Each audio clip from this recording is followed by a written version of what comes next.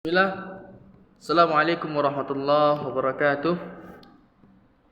Allahumma faqihna fid din wa 'allimna ta'wil wastami'una al-qaula wa yattabi'ul hasanah. Baiklah, perkenalkan nama saya Akbar Mardika Putra Nusa, NPM 2370 2330 29. Pada hari ini insyaallah saya akan menyampaikan atau sedikit berbagi ilmu mengenai ilmu komunikasi, yang mana ada sebuah teori dari Laswell yang berbunyi "Who says what in which channel to whom with what effect", yang mana who itu salah satu komunikator atau yang berbicara atau menyampaikan informasi kepada seseorang. Says what yaitu pesan. Apa sih pesan yang disampaikan dari who tadi, yang itu komunikator, pesan yang disampaikan. Kemudian in which channel yaitu merupakan salah satu wadah atau media yang ingin disampaikan kepada to whom yaitu komunikan. Jadi who says itu komunikasi, in which channel sebuah komunikasi yaitu melalui sarana media yang akan disampaikan ke seseorang. Kemudian with what effect, apa sih efek komunikasi yang disampaikan dari komunikator kepada kekomunikan. Kemudian ada juga teori Johari, yaitu sebuah teori area diri. Terdapat 4 titik kalau saya perhatikan di sini. Yang pertama open area, yaitu semua orang tahu tentang kita. Jadi segala sesuatu tentang kita orang itu paham, ketahui tentang diri kita mengenai open area. Adapun di teori Johari ini ada namanya hidden area, yaitu bisa dikatakan seperti privasi, yang mana konteksnya hidden area itu semua orang tidak tahu, hanya cukup kita yang tahu, dari diri kita yang tahu. Karena ada sebuah permasalahan, orang lain tidak mengetahui tentang diri kita, tetapi kita sendiri merasakannya. Itu bisa dikatakan privasi. Kemudian ada juga dari teori Johari ini, yaitu unknown area. Diri kita ataupun orang lain tidak mengetahui, baik itu diri kita maupun orang lain. Mungkin bisa dikatakan kita mengetahuinya ketika kita sudah mempraktekkan. Contoh misal kita memiliki bakat, kita sendiri tidak tahu, orang tersebut tidak tahu juga. Seketika itu ada sebuah perlombaan, mungkin bagi kita mana mungkin ini, kita sendiri tidak percaya diri atau tidak tahu, dan orang juga tidak mengetahui kalau kita memiliki bakat salah satu perlombaan tersebut. Ketika kita sudah mengikuti perlombaan itu, kita mengetahui, oh saya memiliki bakat. Oh, ketika itu orang-orang juga mengetahui, oh dia memiliki bakat seperti itu juga. Itu mengenai unknown area. Kemudian ada juga dari teori Johari yang mengenai area diri, yaitu blind area. Ini merupakan sesuatu yang tidak kita ketahui, namun orang mengetahui apa yang kita tidak ketahui. Mungkin lebih perkenaannya itu dengan sikap kita. Mungkin bagi kita tidak merasa salah nih. Kita ketika kita berbicara kepada seseorang, tetapi orang itu merasakan, kok ini salah. Tetapi bagi kita itu benar dan tidak ada permasalahan. Itu kemungkinan dari blind area. Terus itu untuk komunikator. Kita masuk lagi says what. Apa sih pesannya? Pesan itu juga bisa kita bagi menjadi 2 pesan ya. Pertama yaitu verbal dan non verbal. Apa sih verbal? Verbal itu sesuatu yang langsung ya, pesan yang mungkin dari menggunakan kata-kata, itu menggunakan secara lisan. Ada juga yang nonverbal. Nonverbal itu sesuatu pesan yang tidak secara langsung ya, mungkin melalui media, simbol dan gestur tubuh, bahasa tubuh kita. Bisa jadi itu seperti itu pesan nonverbal.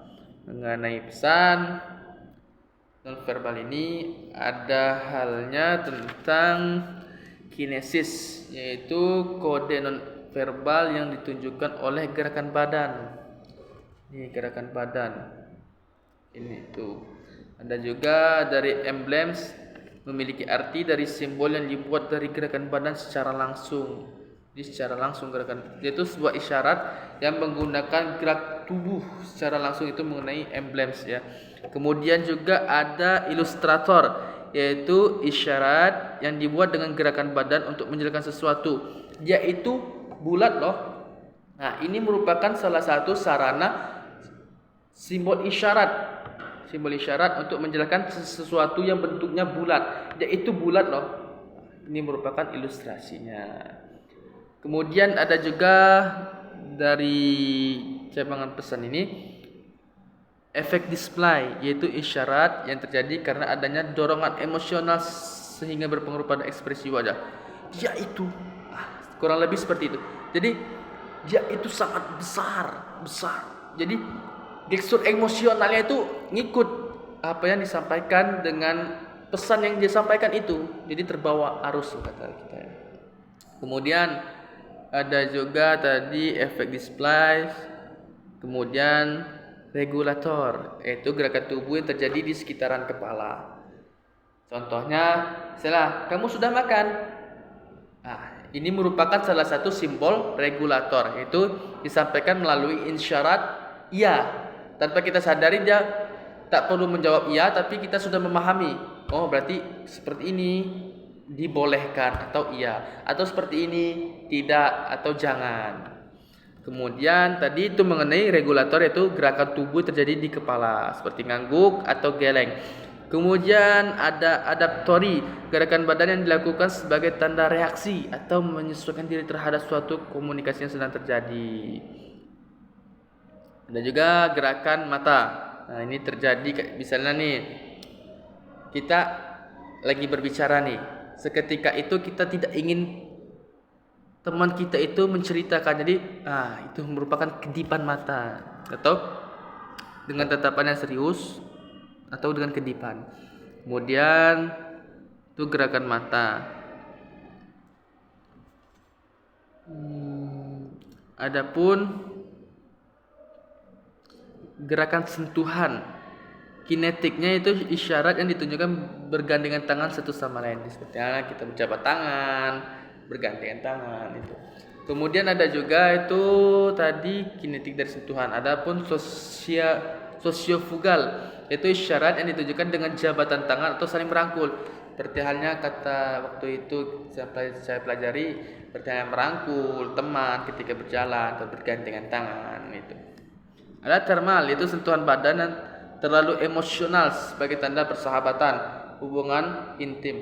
Seperti halnya nih, kita ada sahabat nih, kita sudah sangat dekat, jadi emosionalnya sangat tinggi. Itu ketika jalan jadi rangkul, diajak kemana-mana dia rangkul itu.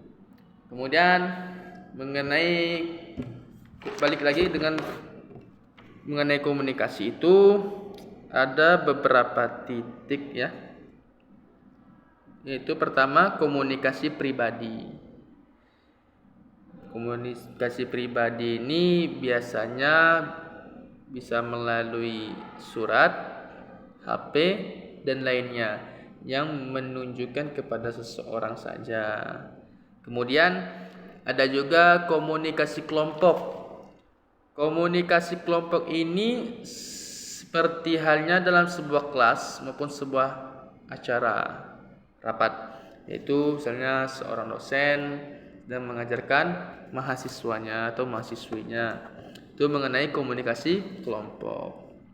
Baiklah, kemudian titik selanjutnya itu komunikasi publik. Komunikasi publik ini hampir sama dengan komunikasi massa. Yang membedakannya, komunikasi publik ini yaitu masanya banyak dan di pada suatu tempat. Sedangkan komunikasi massa itu sama masanya sama banyak sama komunikasi publik tetapi melalui media massa. Kemudian ada juga heterogen komunikasi, adanya keanekaragaman dari komunikasi tersebut. Itu keanekaragaman.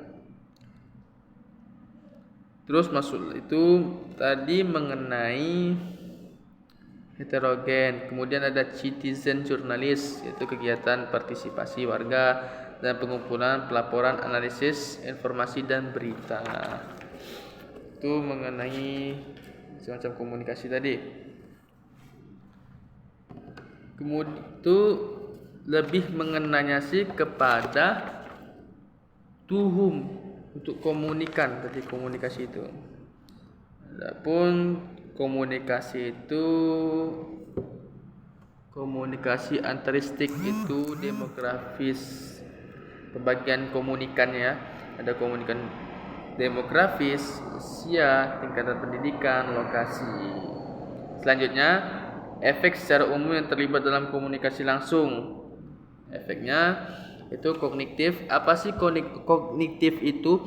Yaitu merupakan efek yang sampai tataran pengetahuan. Jadi itu tadi kemarin yang kita bahas tentang kopi cyanida. Siapa sih pelakunya sebenarnya? Kemudian selanjutnya afektif, perasaan dan atau emosi atau situasi terpaan, situasi aspek kognitif itu pengetahuan atau sudah ada gambaran pengetahuan. Misalnya kita tahu di tempat itu ada sosok makhluk halus, misalnya kita sudah tahu, sudah tergambar di dalam pikiran kita, oh tempat itu seperti ini, seperti ini. Kemudian selanjutnya behavioral, yaitu perilaku atau tindakan. Itu tindakan apa sih tindakan selanjutnya dari apa? Dari hasil dari yang kita ketahui itu tindakan selanjutnya. Kok jahat sekali ini seperti itu, ya. Kemudian adapun mengenai itu tadi tentang efek dari pesan yang disampaikan oleh komunikator kepada komunikan. Kemudian menurut aliran ada namanya one way, tidak ada timbal balik, contoh melalui media massa. Jadi kayak berita menyampaikan sebuah informasi kepada masyarakat sekitarnya. Adapun menurut isi komunikasi itu ada beberapa titik, ada komunikasi politik, budaya, dakwah, pendidikan, olahraga, dan kekeluargaan. Berdasarkan level tingkatannya, ada intrapribadi, yaitu interaksinya terjadi di dalam hati atau self communication. Itu antar pribadi, face to face, komunikasi kelompok, yaitu tadi seperti halnya dalam pendidikan, yaitu di kelas atau rapat. Komunikasi publik bersama dengan komunikasi massa, cuma membedakan kalau massa itu melalui media massa dan publik masanya banyak dan terjadi saat itu di suatu tempat. Oke, ada komunikasi organisasi dan yang lainnya. Mungkin insyaallah materi ini yang hanya bisa kami sampaikan. Kurang lebihnya mohon maaf. Kalau ada kesalahan, mari sama-sama kita perbaiki bersama. Akhirul kalam, assalamualaikum warahmatullahi wabarakatuh.